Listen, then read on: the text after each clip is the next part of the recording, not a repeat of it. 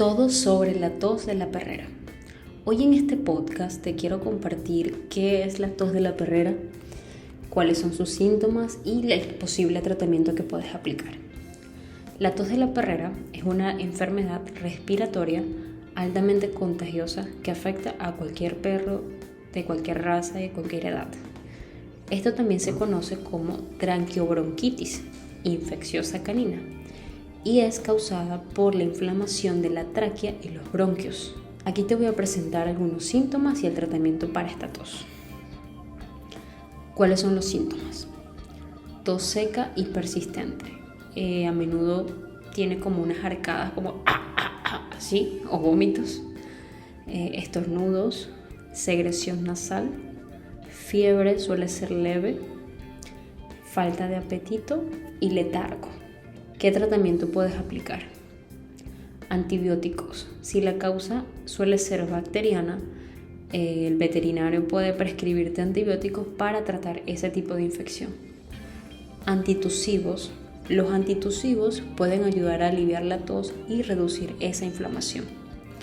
Suplementos nutricionales. Los suplementos nutricionales son bastante beneficiosos porque lo ayudan a fortalecer su sistema inmunológico mientras que está en ese proceso. Reposo y tiempo de recuperación.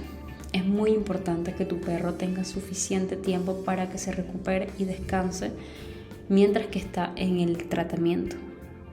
Hidratación. Debes proporcionarle mucha agua fresca y limpia para que puedas ayudar a mantener a tu perro hidratado y de esta forma puedas ir aliviando la tos seca. ¿Cómo puedes prevenirlo? 1. Con las vacunaciones.